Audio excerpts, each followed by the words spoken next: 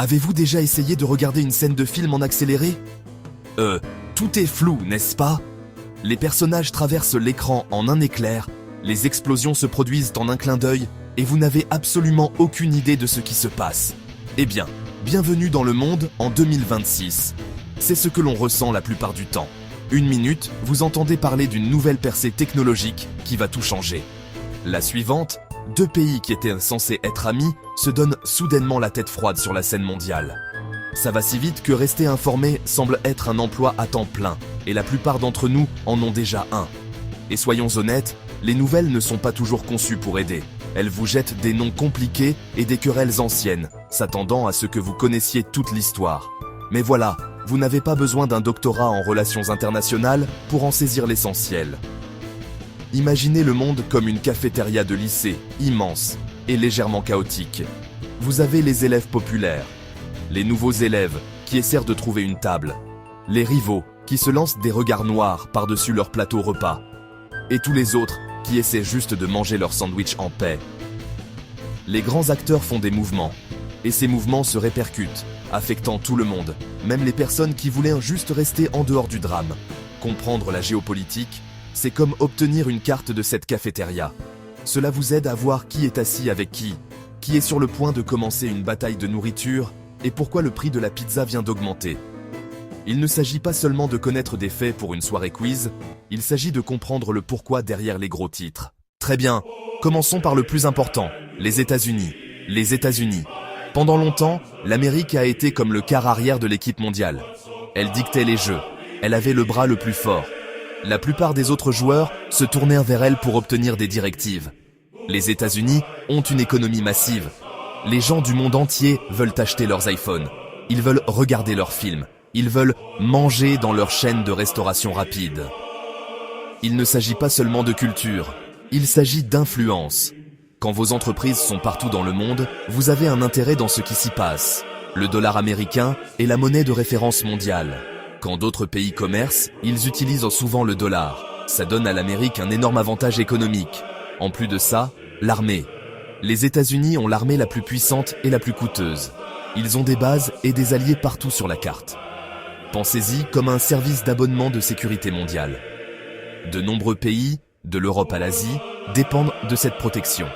Ce réseau d'alliances est central à sa puissance. Par exemple, quand les tensions montent, la présence d'un porte-avions américain suffit souvent à calmer les choses. Cette couverture signifie que les États-Unis peuvent peser dans des conflits loin de leurs côtes, agissant comme un policier mondial, un pompier, ou parfois le directeur de l'école. Mais voilà le hic. Être le quart arrière, c'est épuisant.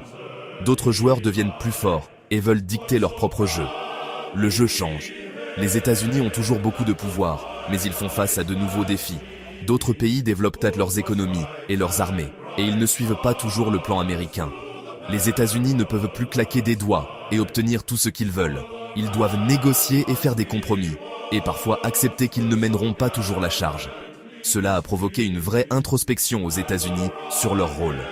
L'exemple clé, leur réseau d'alliés. Regardez l'OTAN. C'est un club de pays qui promettent de se défendre mutuellement. Cette alliance, dirigée par les États-Unis, a été une pierre angulaire de la sécurité européenne. Elle montre comment l'Amérique étend son influence via des partenariats. Les États-Unis restent le quart arrière, mais maintenant, ils doivent écouter davantage les autres joueurs, car le jeu est plus compétitif que jamais. Parlons maintenant du joueur qui s'est entraîné plus dur que quiconque et qui défie maintenant le quart arrière, la Chine. Pendant des décennies, la Chine s'est concentrée discrètement sur sa propre croissance, comme un étudiant qui étudie à la bibliothèque pendant que tout le monde est à la fête. Elle est devenue l'usine du monde, fabriquant tout, vos t-shirts, votre smartphone. Ce boom manufacturier a sorti des centaines de millions de ses habitants de la pauvreté et a généré une richesse incroyable. Mais la Chine ne se contente plus d'être l'atelier du monde. Elle veut être l'architecte, l'ingénieur et le PDG.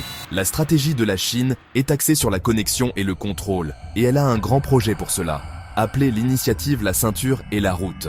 Pensez-y comme à une route de la soie, des temps modernes. Chameaux, épices, trains à grande vitesse, ports massifs, câbles à fibre optique. La Chine finance et construit cette infrastructure à travers l'Asie, l'Afrique et même l'Europe. En surface, cela aide d'autres pays à se développer. Mais c'est aussi un moyen pour la Chine de créer un réseau de pays qui lui sont économiquement liés. Lorsque la Chine construit votre port, ses navires obtiennent un accès prioritaire.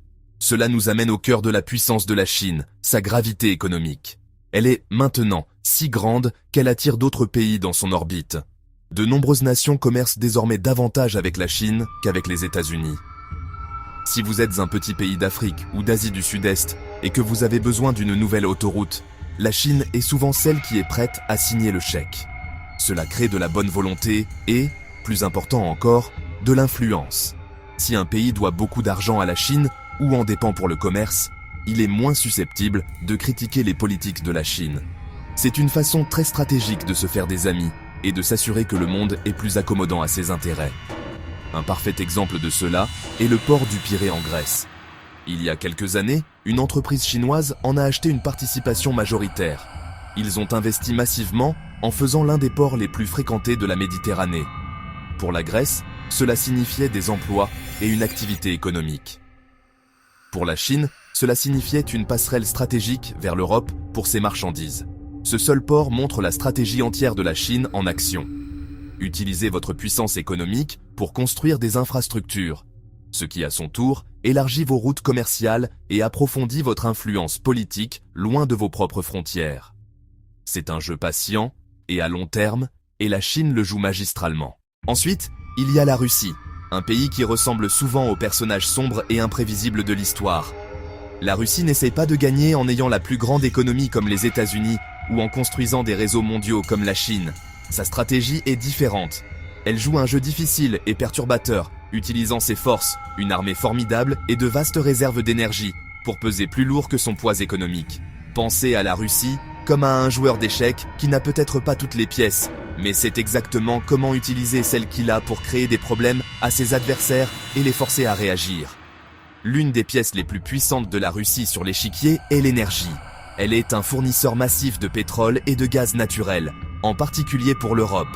Pendant des années, les pays européens ont dépendu des pipelines russes pour chauffer leurs maisons et alimenter leurs industries. Cette dépendance est un énorme levier de pouvoir. Si la Russie veut exercer une pression politique, elle peut menacer de réduire le flux de gaz, ce qui peut faire grimper en flèche les prix de l'énergie et mettre les gouvernements dans une position très difficile. C'est comme avoir le seul robinet d'eau dans le désert. Vous avez beaucoup à dire sur ce qui se passe. Cela fait de l'énergie non seulement une marchandise pour la Russie, mais aussi un puissant outil géopolitique. Au-delà de l'énergie, la Russie utilise ses services militaires et de renseignement pour affirmer son influence, en particulier dans les pays qu'elle considère comme son étranger proche, les anciennes républiques soviétiques. Elle n'a pas peur d'intervenir dans les conflits, de soutenir les factions politiques amies, ou d'utiliser les cyberattaques et la désinformation pour déstabiliser ses adversaires. Il ne s'agit pas de conquérir des territoires au sens ancien du terme. Il s'agit de s'assurer que ses voisins restent amicaux, ou, à tout le moins, neutres. La Russie veut maintenir une zone tampon et empêcher l'influence occidentale, comme l'OTAN, de se rapprocher de ses frontières. Elle considère cela comme une question de sécurité nationale et de survie. Un exemple clair de la stratégie russe est ses actions en Syrie. Lorsque la guerre civile syrienne a éclaté, la Russie est intervenue de manière décisive aux côtés du gouvernement, en déployant son armée de l'air et ses conseillers militaires, et en sécurisant sa base méditerranéenne. Cette décision n'a pas seulement atteint ses objectifs en Syrie, mais a également annoncé au monde que la Russie était de retour en tant qu'acteur majeur au Moyen-Orient. Ce fut un coup audacieux et risqué qui a démontré la volonté de la Russie d'utiliser la force militaire pour protéger ses intérêts et contester l'ordre international. Enfin, prenons du recul et examinons deux régions qui sont devenues des arènes majeures, le Moyen-Orient et l'Afrique. Pendant longtemps, l'histoire du Moyen-Orient était simple, le pétrole. La région recèle une énorme partie des réserves mondiales de pétrole, ce qui la rend cruciale pour chaque nation industrialisée. Cela en a fait un échiquier pour les superpuissances pendant des décennies, car elles veulent toutes assurer un flux stable d'énergie. Mais aujourd'hui, l'histoire est plus compliquée. Il ne s'agit pas seulement de pétrole, il s'agit aussi d'intenses rivalités régionales, en particulier entre des pays comme l'Arabie Saoudite et l'Iran, qui se disputent l'influence dans toute la région. Ces rivalités locales créent un réseau complexe de conflits et d'alliances. Par exemple, dans des guerres comme celle au Yémen, on voit souvent ces puissances régionales soutenir des camps opposés. Cela transforme les conflits locaux en guerres par procuration plus importantes. Des puissances externes comme les États-Unis, la Russie et la Chine s'impliquent alors, choisissant leur camp en fonction de leurs propres intérêts, sécuriser les approvisionnements en pétrole, vendre des armes ou prendre pied stratégiquement. Le Moyen-Orient est une poudrière où les tensions locales et les ambitions mondiales se rencontrent, ce qui en fait l'une des régions les plus volatiles et imprévisibles de la planète.